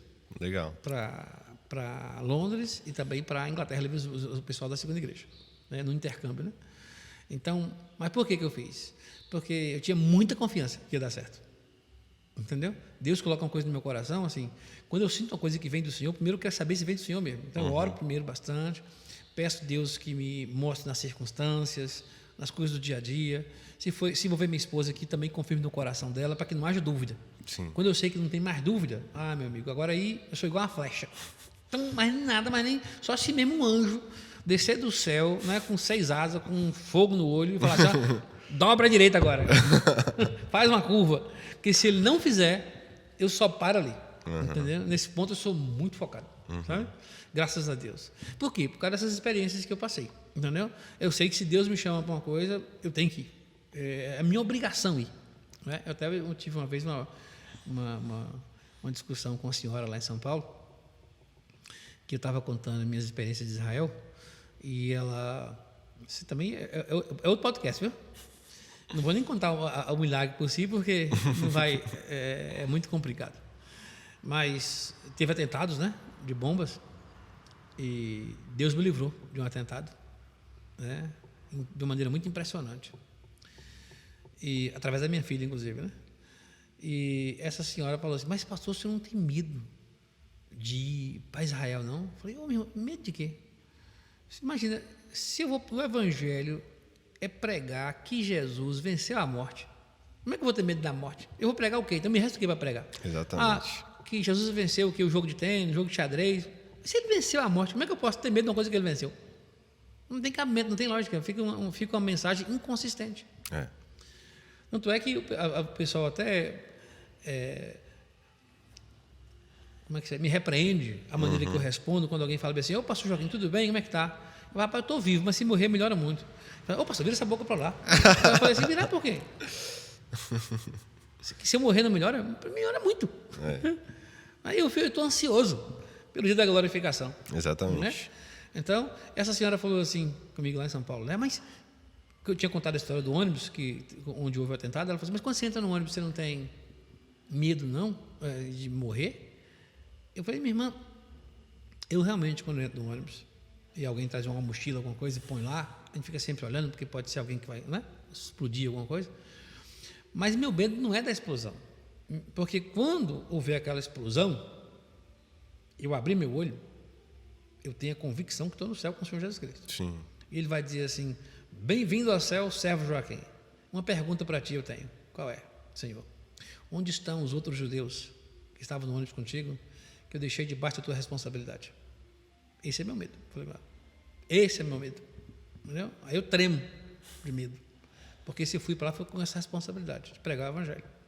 Inclusive, até ilustrei num caso, foi uma vez eu estava dando aula na escola dominical aqui em Conquista, e era no domingo, obviamente, escola de manhã, e no dia anterior, no sábado, uma das irmãs ouviu uma notícia na televisão e ela comentou essa notícia. Falou: pastor, ontem, assistindo o noticiário, vimos que uma senhora, um ônibus, né, carregando 30 pessoas, caiu no rio, né, e todos os 30 morreram. Inclusive 15 deles eram crentes que tinham acabado de vir de um ensaio de um coral, ia cantar domingo, né, e eles morreram todos. Por que Deus permitiu isso? Eu falei: irmã, você está preocupada com os crentes que morreram? Ela perguntou em relação aos crentes, né? É como se você fosse crente, você está livre de qualquer situação. Aí eu falei assim: irmã, contrária. Eu falei: irmã, é o seguinte, sua pergunta devia ser assim: Deus, aonde é que eu estava que não preguei o Evangelho para os outros 15 que morreram sem Cristo? Essa é a nossa pergunta. Os crentes que morreram estão seguros, estão todos no céu com Jesus Cristo, a gente tem que preocupar com eles, não? A preocupação nossa é com os incrédulos, que era nossa responsabilidade, não é pregar para eles, eles morreram sem Cristo. Isso sim deve causar um mal-estar tremendo, né? Mas com crente não. É igual o cara mandar uma foto aí de: olha, pastor, o que estão fazendo com os crentes lá no Afeganistão, sei lá onde, né? Vamos decapitar aí com um facão. Eu falei: meu Deus, só queria eu ter essa honra. Antecipar a minha ida. Isso é motivo da gente se gloriar. Eu falei: meu Deus, tem gente no mundo que o cara coloca um facão e fala bem assim: nega Jesus Cristo. Ele fala: não nego. Pode arrancar o pescoço. E o cara: eu queria ter essa fé, pelo amor de Deus. Isso é uma coisa para a gente se espelhar, não é? Para você falar assim: eu quero ter essa fé. Não é para ficar reclamando. Reclamar de que não foi para isso que você se propôs a ser crente? Parece que não leu as cartas de Paulo, né? Isso, você não se propôs a isso? A evangelizar, a passar por uma situação como essa, e agora você está dizendo que não? Que Deus não pode fazer isso? Então, foi chamado para quê, então? Não é? Assim, é uma maneira esquisita de enxergar. Né? Alguns enxergam Deus como um gênio da lâmpada. Você chega assim, esfrega, o gênio sai, Pois não, mestre. Você é o mestre, né? O gente pergunta, sim, mestre. Aí ele fala, eu quero uma casa bonita, um carro, um emprego bom, muita saúde. Tá. E não morrer, não passar nenhuma dificuldade. Passou de 3 desejos. Sim, eu quero 5 ou 6 desejos. Né? Aí vai, né? Passou de 3. Aí, o que mais? Não, agora você entra aqui na lâmpada de novo, dorme, fica aqui uns 4 mil anos, se eu precisar, eu chamo de novo. Eita, Deus, assim. Ele é o escravo e você é o mestre que dá as ordens. Não, ele é o Senhor. Eu o sirvo. Senhor, você quer que eu faça o quê? Eu quero que você morra por mim. Pois não, onde é a morte? Onde é que você quer que eu morra como? Que dia? Abraão falou assim, Deus falou para ele, sacrifica o seu filho. Que dia, Senhor? Amanhã cedo. Pronto, saiu alegre. Vamos fazer. Entendeu? Esse tipo então, essas experiências que eu passei em Londres e indo para Israel, mas transformaram a minha vida de uma maneira que eu nunca jamais pudesse imaginar. Eu nunca imaginei que eu pudesse conhecer Jesus da maneira que eu conheço. Entendeu? Como diz Paulo, né? Antes conhecíamos de uma forma, agora de outra. Não é? Conhecíamos de outra forma o Senhor Jesus Cristo, né? De uma forma que Ele realmente conversa conosco, que Ele responde nossas orações, Ele se apresenta nas circunstâncias. Né? Então, esse é um resumo de mais ou menos a minha caminhada, né? Da minha conversão até a faculdade e indo para Israel. Mas daqui em diante agora eu saltei, claro, muitos milagres que eu não contei, né? Muita coisa da escola, de inglês. Deus fez muitos milagres na minha vida profissional, com os alunos. Né? Por exemplo, eu lembro, só rapidamente. Não, fica à vontade. Quando eu fui para Londres pela primeira vez, quando eu fui aceito na faculdade, né? E nós ficamos com medo de perder os alunos. Né? Quando eu voltei, eu fui em setembro, quando eu voltei em dezembro de 95 para pegar a Rosânia, e Rosânia falou o seguinte, eu falei, Rosânia, e perdemos aluno? Ela falou, não, porque os alunos crentes colocaram o joelho no chão e disseram que essa escola de inglês era a única escola que tinha donos crentes e que não podia fechar a porta porque eu praticamente evangelizava esses alunos, né? Minha aula era sempre de alguma maneira, direta ou indiretamente, né? Pelo menos através do comportamento, as músicas que ensinavam eram evangélicas, né? Então, nas discussões, nos debates, eu sempre falava, né? Então, eles oraram e falaram, não, essa escola não pode fechar as portas, não. Aí eu falei assim, financeiramente, como é que está? Ela falou assim, eu dobrei o dízimo. Você sabe o que isso significa? Eu cheguei a ficar, meu Deus do céu, arrepiei todo assim, né? Eu falei, gente do céu, Deus é maravilhoso. Ali foi, só de lembrar, mexe com a minha estrutura toda, né? Sim. Mas assim, foi tanto milagre que Deus fez naquele ano, rapaz. Eu falei, meu Deus do céu, o Senhor é espantoso demais, Senhor. É muito espantoso. Servir o Senhor assim, sentir o Senhor agir na nossa vida assim, dessa maneira tão íntima, tão próxima, de uma maneira tão, sei lá, escandalosa, como diz a palavra em inglês, né? Scandalous. De uma maneira tão extraordinária, né? E eu ficava assim, às vezes, parando e pensando, gente do céu, coisa maravilhosa, coisa estrondosa, um negócio desse. E aquilo dava força, obviamente, para você continuar, né? Vale a pena servir Deus. E nos dias maus, né? A gente lembra dessas coisas para conseguir continuar caminhando, continuar perseverando. As lutas foram muito grandes em Londres, mas as alegrias, se você colocar na balança, as alegrias, está aqui, ó. Você coloca as tristezas e dificuldades nessa balança, você vai colocar a alegria. Quando você coloca a alegria aqui, a tristeza sobe, vai lá para você, e aqui cai com tanto peso, não é? Tanto peso. Eu conheci tanta gente, eu fiz tanta amizade, não é? Eu tenho uma riqueza de amizade assim extraordinária. Eu conheço uma multidão de gente na Europa, né? E são amizades boas, entendeu? Eu lembro quando eu ia para Londres, eu estava em Portugal, quando eu ia para Londres, não é? Eu chegava em Londres no aeroporto, aí o telefone começava a tocar. Meu irmão falava, Joaquim, você está vindo aqui para casa? Eu preparando aquele lugar para você dormir. Meu sobrinho ligava, tio, você pode ficar aqui em casa, viu? Eu te pego aqui em Stratford, aqui pertinho você vai descer aqui, né? Aí o pastor Leandro falava, olha, Quinzinho, falava assim, Alexandre Quinzinho. Quinzinho, sua cama está pronta, viu? Marcos Roesa me ligava e falava, e aí, varão, você vai dormir aonde? Você vai para onde quando sair do aeroporto? Não é? E assim, 5, 6, 7 pessoas me ligando para saber onde é que eu ia dormir. Eu falei, gente do céu, dentro do ônibus, 1 hora de viagem, eu decidi onde é que eu ia ficar. E agora eu vou ficar onde? Se eu ficar com um outro, eu vou ficar chateado. Né? Então, é uma riqueza. Eu dando graças, eu falei, meu Deus, como é que a pessoa pode ser tão abençoada assim? Como é que você vai chegando do aeroporto, onde você tem 5, 6, 7 casas para você ficar e as pessoas ainda querendo você ali? Eu falei, isso é uma riqueza que não tem preço. Você tá maluco? É uma coisa assim, extraordinária demais. Entendeu? E eu nunca imaginei que fosse isso. Não é? Eu lembro uma vez que eu estava pregando em Notting Hill Gate, em inglês, num culto em inglês. Aí eu lembrei que eu vim de uma família muito simples, muito pobre. Né? Sei lá, vim vestir um calção quando eu tinha 5 anos de idade. Né? Meu brinquedo era tampa de panela, sabugo de milho. Né? Fiz de 5ª a 8ª série aqui no Polivalente, sem nenhum livro, sem nada, sem caderno, sem nada, porque não tinha dinheiro para nada. Né? Aí, de repente, estou lá, pregando o evangelho em Notting Hill Gate, em inglês.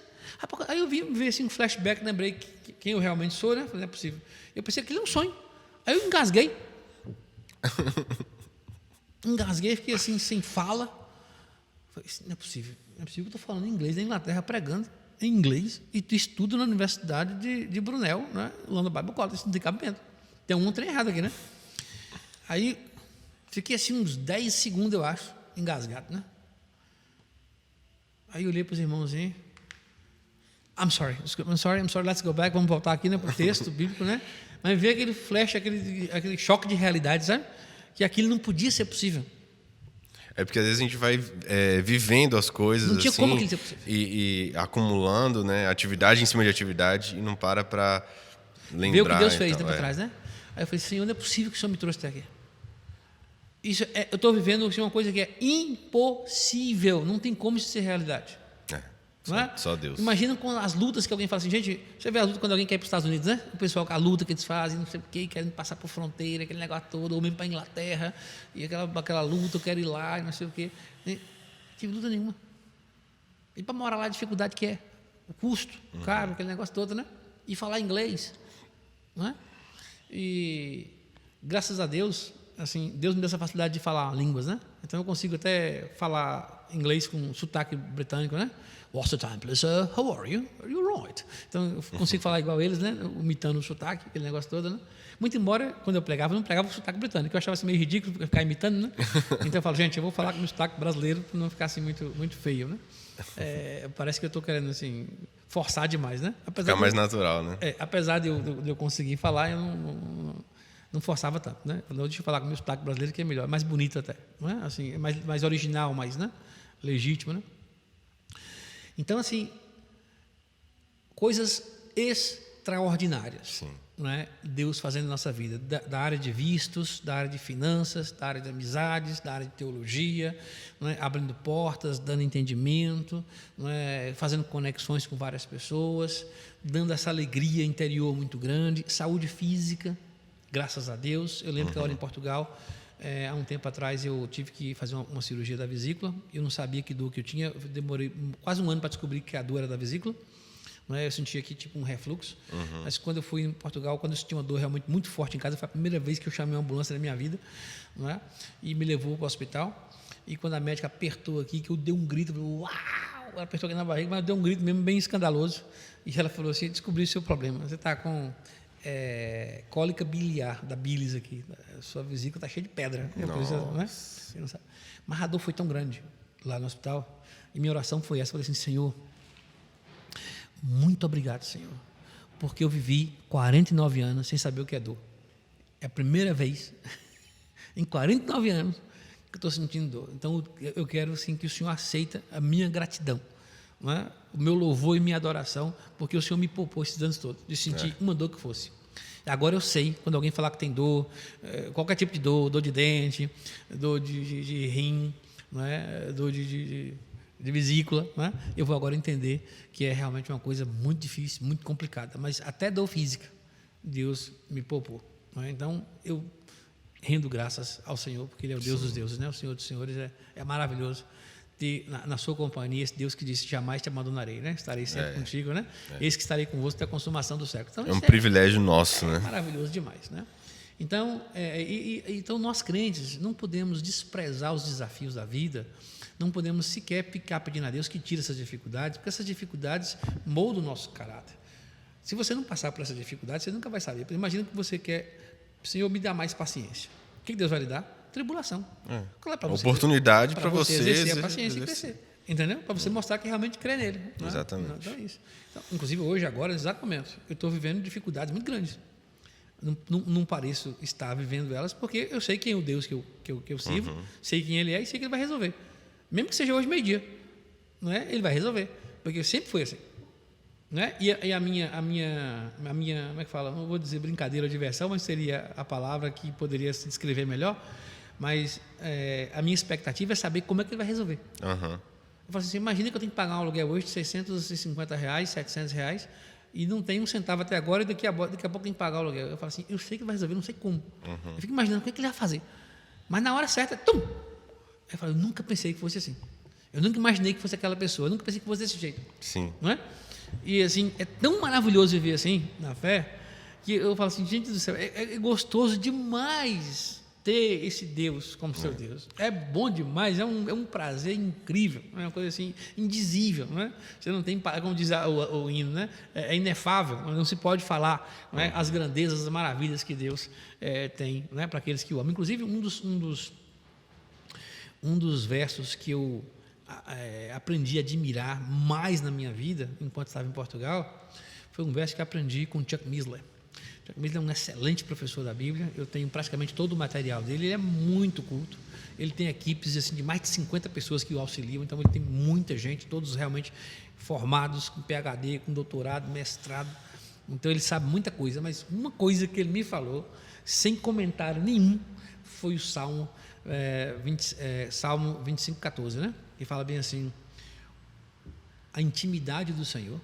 A palavra intimidade também em hebraico pode ser traduzida como segredo. O segredo do Senhor, a intimidade do Senhor, né, é para aqueles que o amam. A estes ele revelará a sua aliança. Eu peguei esse verso, botei de tudo na minha casa, imprimi, coloquei de porta de geladeira, todo quanto é lugar, né? E comecei a amar esse verso. Falei assim, eu quero essa intimidade com o Senhor. Porque eu quero conhecer as Escrituras, e para conhecer como eu quero, eu preciso dessa intimidade, porque o verso está dizendo que se eu for íntimo com o Senhor, Ele vai me revelar esses segredos, né? E é isso que eu estou em busca. Eu quero ter muitos versos bíblicos que eu não entendo, e eu queria que o Senhor me ajudasse a entender, né? E comecei a colocar isso em oração, e 4 anos depois, inclusive, essas 200 ou mais passagens que eu não entendia na Bíblia, miraculosamente, Deus me deu a resposta a todas elas. E eu fiquei assim, o dia que eu consegui essa resposta, também é outro podcast, que eu ia contar isso, e demora umas 2 horas para contar essa história, não é? Mas eu fiquei assim, vislumbrado, não é? Que eu dormia assim, a um palmo da cama, de leveza. Eu assim, não acredito que o Senhor me revelou isso. Não é? Não acredito que Ele me dê essa paz, esse conforto, esse consolo em relação a essas dificuldades. Não é? Mas é isso, aqui são muitas histórias. Não é? É muito gostoso andar com o Senhor Jesus Cristo. Não é? É interessante demais. Eu só peço a Deus que, do mesmo jeito que Ele me deu esse privilégio de conhecer Ele como eu conheço, eu queria que todos ao meu redor, todos os meus amigos, todos os membros das igrejas que eu conheço, né, conhecessem o Senhor Jesus como eu conheço. Ir mais fundo, né? E cada vez mais íntimo. Cada vez mais íntimo, né? Que pelo menos aprendesse o valor desses versos, né? Sim, como esse verso que eu mencionei aí, Salmo 25:14, né? O segredo do Senhor para aqueles que o temem. E também outro verso interessante, né, de Salomão, que diz que o princípio da sabedoria, o comecinho, é temer a Deus. Não é? E quem falou foi o homem mais sábio do mundo, que percebeu que a sabedoria humana não vale nada, que tudo é correr atrás do vento, tudo é vaidade. Ele falou que o certo mesmo, o princípio, quando você dá o primeiro passo em direção à sabedoria, é temer a Deus. Ali foi o primeiro passo da escada, entendeu? É o princípio de tudo. Sem temor a Deus, não tem sabedoria.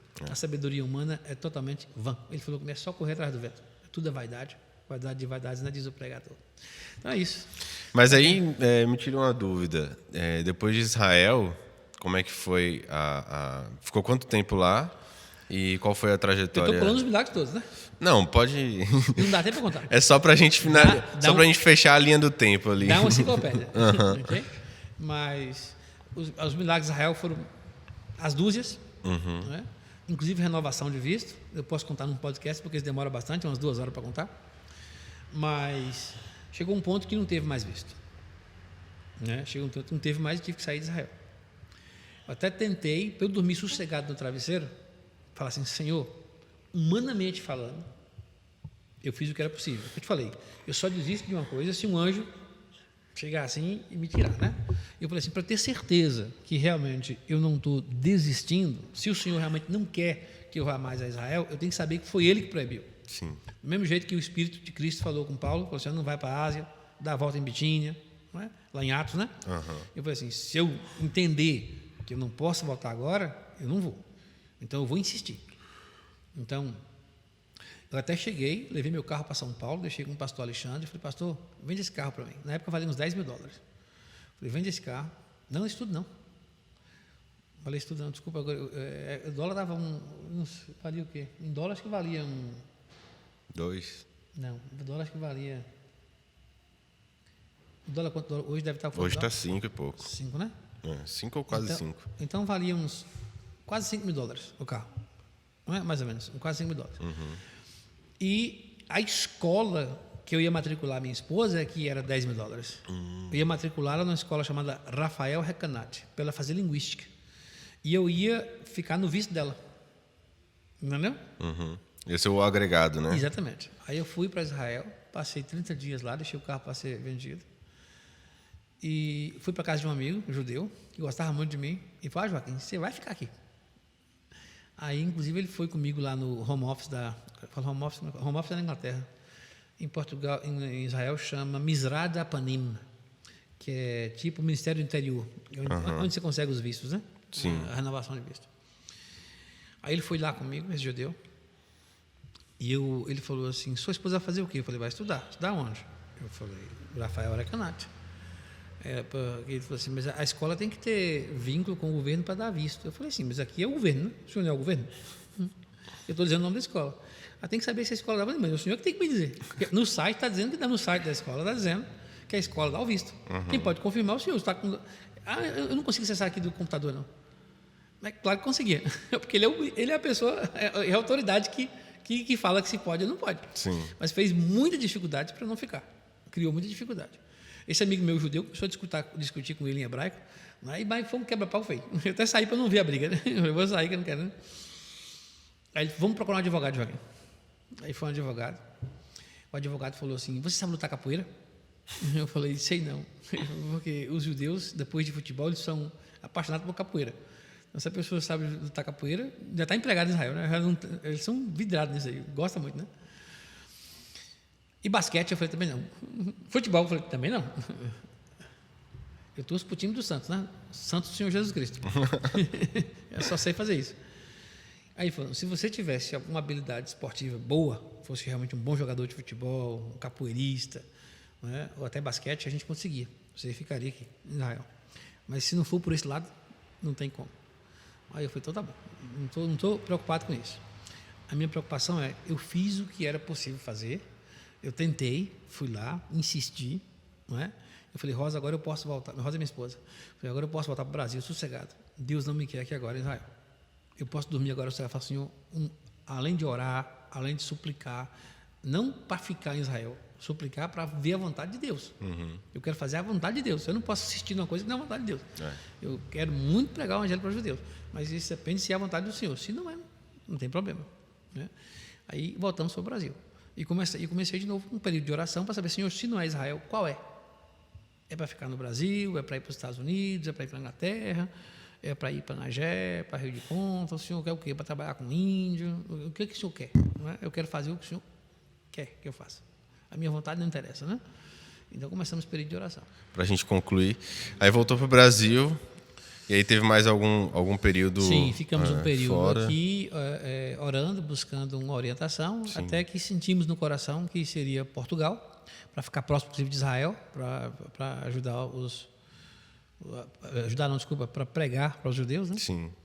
E aí comunicamos ao pastor Juvan, que eu saí da igreja Ebenezer em 2008, o pastor Edson faleceu, o pastor Juvan me pediu para ajudá-lo lá com os jovens, já aceitei o convite. E fiquei com ele esses 2 anos antes de ir para Portugal. Aí fui para Portugal. Começamos inicialmente o trabalho com a igreja de Almada, o pastor Virgílio, mas também apareceu uma dificuldade financeira, eles não podiam mais me manter. Eu vim ao Brasil tentar socorro, também não achei. Aí apareceu uma oportunidade de trabalhar com a igreja de Elvas, que fica na fronteira com a Espanha, uma cidade mais próxima de Badajoz. Entre Elvas e Badajoz, a depender de onde você conta a quilometragem, pode ser 5 km de distância e pode ser 12. Se for bem na fronteira mesmo, é 5 km só, né? Mas de centro a centro, dá pelo menos de centro a centro são 18 km. De centro de Elvas até o centro de Badajoz, né? Sim. Mas das periferias, 12 km, né? Da periferia de um para outro, né? E aí, o trabalho em Elvas só com portugueses praticamente, mas tinha esse pessoal de Badajoz, né, que vinha assistir o culto, que fala espanhol, né? E foi muito bom ali o trabalho. Ficamos ali então mais 8 anos, né? Quando você fica em Portugal 6 anos legalmente, você tem direito de cidadania, né? Eu só consegui documentos oficiais em Portugal depois de 1 ano e meio em Portugal. Então, os meus 6 anos em Portugal deu quando eu tinha já 7 anos e meio. E aí, quando eu pedi cidadania, me disseram que era 3 meses e demorou mais outro 1 ano e meio. Nossa. Por causa de, foi muito complicado, né? Mas conseguimos a cidadania. Eu e minha esposa temos cidadania portuguesa. Voltei de Portugal porque a mãe da minha esposa, minha sogra, já estava enferma já há uns 7 anos e devido às dificuldades grandes aqui de dar assistência para ela, Sim. a família sugeriu que nós viéssemos de Portugal. Nós resistimos um pouco porque não tínhamos ainda a cidadania, né? Vamos tentar conseguir a cidadania primeiro. Mas a situação foi agravando, até que eu decidi, falar, vou embora sem cidadania mesmo. Aí quando eu decidi ir sem cidadania, a cidadania chegou. Acontece nas horas mais improváveis. Minha esposa pegou o passaporte no aeroporto. Ela ia viajar de manhã, não sei que dia que ela ia viajar, não sei se foi uma sexta-feira de manhã ou sábado de manhã. Eu sei que passamos no aeroporto 6 da tarde, o passaporte ficou pronto, ela pegou e no outro dia de manhã ela viajou. Foi assim que ela saiu de Portugal, no último dia mesmo. Né? E aí, eu falei com minha esposa que ficaria aqui no Brasil o tempo que fosse necessário. Se a mãe dela vivesse mais 10 anos, 20, a gente ia ficar aqui. Né? Só que ela faleceu há 3 meses atrás, agora em abril.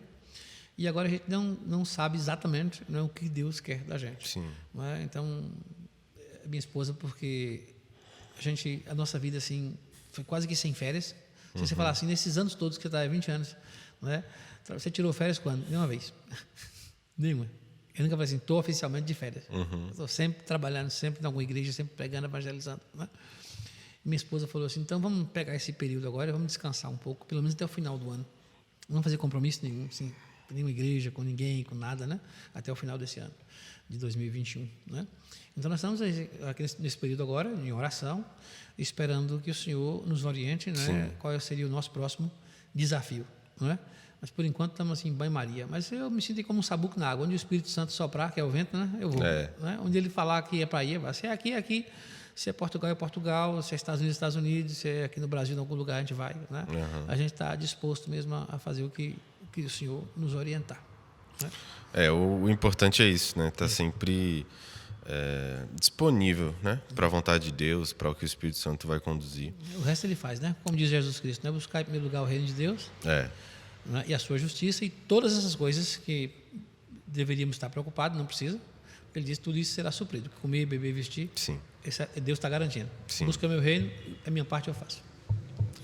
Então a gente vai finalizar esse episódio por aqui hoje. E óbvio que nós vamos ter outras gravações, inclusive que já tem vários spoilers aqui, né? De assuntos que a gente pode tratar em outros episódios do podcast. Mas eu creio que esse podcast, essa conversa, tenha edificado a sua vida, tenha te abençoado de alguma forma. E não se esqueça de se inscrever aqui no canal do podcast, conferir o nosso Instagram também. E curtir aqui, né, esse vídeo. A gente tem um canal de cortes também, que está aqui na descrição do vídeo.